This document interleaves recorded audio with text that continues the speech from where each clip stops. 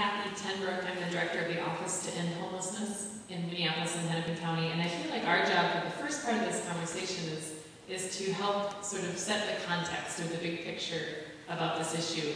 And so if I could just back up for 1 second, and most people may know this, but not everybody, that in 2006, this community actually created a plan to end homelessness for men, women, children, and youth throughout Hennepin County. This plan is now being implemented by about 125 partnering agencies throughout Hennepin County. They have collectively assisted thousands of people into housing in the first 4 years of our effort. Truly remarkable work. But the reality is when we started our work at the beginning of 2007, that was at the exact same time that the economy took its turn.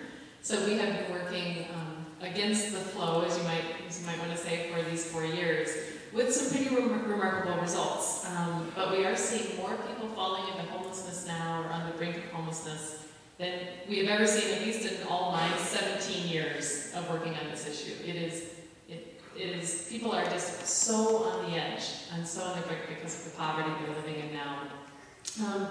And thanks to the amazing work of so many partnering agencies, we aren't seeing in this community what some cities are seeing across the country. We have actually averted a much larger crisis, even in this economy. So lots of my colleagues in cities around the country are describing cities with tent cities popping up in downtowns, long waiting lists for families, entire families on long waiting lists just to get into shelter. So in the meantime, families are living in cars or in abandoned buildings while they're waiting to get into shelter. So while we're working tirelessly on this issue, the need is huge, and so the community response is going to have to be even bigger, frankly. So I cannot say with certainty, although it was helpful to hear the statistics, I cannot say with certainty if panhandling itself has truly increased during those 4 years, although maybe aggressive solicitation arrests certainly have. But I can say with certainty that the vast majority of people panhandling on the streets in Minneapolis have very real needs that deserve attention. Whether that is support they need for mental health issues, physical health issues, chemical health issues, addressing their poverty, or helping them access stable housing. Simply telling people not to give money to panhandlers isn't going to be enough. We need to provide services and housing that people need. Otherwise, we will not improve lives, we'll continue to see livability issues, and we'll continue to spend a great deal of public taxpayer dollars on those folks. Just real quick, a few years ago, in our office, Matthew Ayers in the Office in Homelessness did a survey of people who were legally panhandling. So not the folks who were aggressively soliciting who were getting arrested, but people who were just sitting, holding signs. And the survey showed a couple of things. That about 43 of the 45 people surveyed were actually homeless. Most of them met the definition of long-term homeless. 21 of the 45 had reported a long-term disability, including mental health issues, lots of visits to the hospital, psychiatric units, detox center, jails, and the average amount of income made in 1 day was $25, so about $5.88 per hour. People often want to know that. You hear all kinds of things out there about people making hundreds and hundreds of dollars. Almost everybody interviewed said that it was very demeaning for them and that they did not want to be panhandling but didn't know what their choice was. So the bottom line is that it's undignified for all of us. We can do better. And I think that tonight, after we talk about the circumstances, we're going to spend some part of this evening talking about the solutions as well. Hello, Shane Zahn, the Downtown Improvement Safety and Operations. Kind of give a little history. I worked for Target Corporation for 9 years, and they put me on a Safe City project. And in 2007, the Downtown Council did a perception survey, really on public safety. Over 6,500 respondents to this survey, business community, felt panhandling was the #1 safety concern. So in 2009, the Downtown Improvement District was funded. And they launched that exact same perception survey with multiple questions on safety questions. You name it, safety, green. And one of the things that I found really interesting is some of the comments, some of the people who responded to the survey were, I thought I'd just read a few. And really just give some drill down to what makes panhandling unsafe, what makes nothing unsafe about panhandling. So here's one comment. Panhandlers loitering makes me feel most unsafe.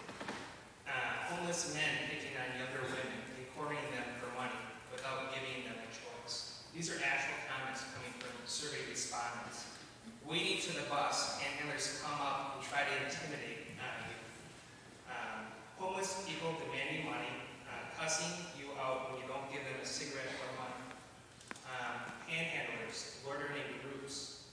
I feel like waiting for the bus makes me a sitting target for solicitation or panhandlers. Some other ones that were saying, I'm tired of being asked for money, and I'm tired of verbally being abused when I say no. I'm afraid of people asking for money will get frustrated and not go to church or public assistance places for help. Instead, choose to steal purses or passerbyers. Groups of people standing around asking for money, some with just signs. Lots of loitering people with signs and asking for money. These are just a few comments that come through that. And this was, again, the survey was taken again in 2010. Out of the 3 surveys that were taken, panhandling continues to be a #1 safety concern. And I think you have 2 types of panhandling. You have passive panhandling, which is really non-aggressive, and you have your aggressive panhandling.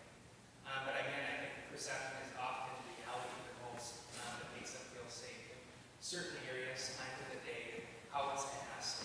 There's multiple tools that make, I think, people just reading these comments feel unsafe when panhandling is done. When panhandling is done. So, I mean, the perception survey helps us gauge some of these comments, and I think as we move forward, there's multiple tools that we need in the toolbox to help people feel more safe and have problems, really fix the issues that are outlined in the downtown campus. So, that's it. Thank you. And now the question for the second group, why do people panhandle?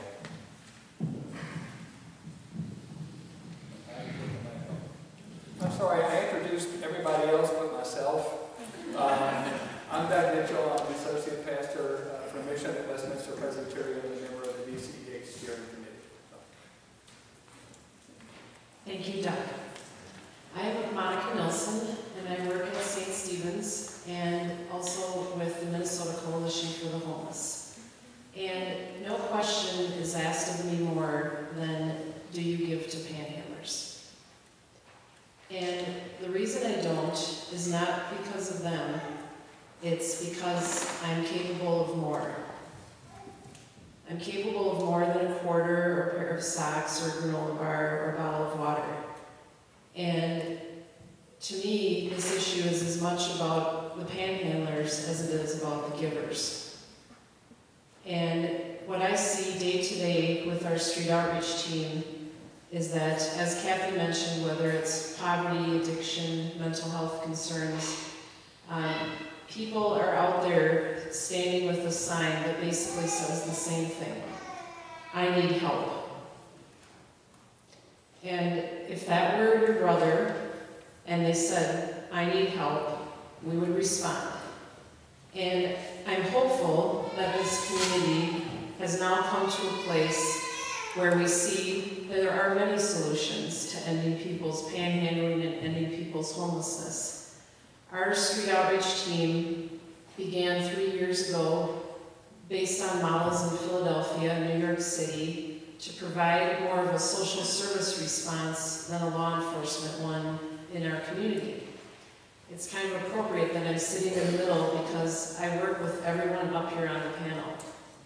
I work with the police department, our plan to end homelessness, businesses, residents, faith communities, and folks who used to panhandle or currently do.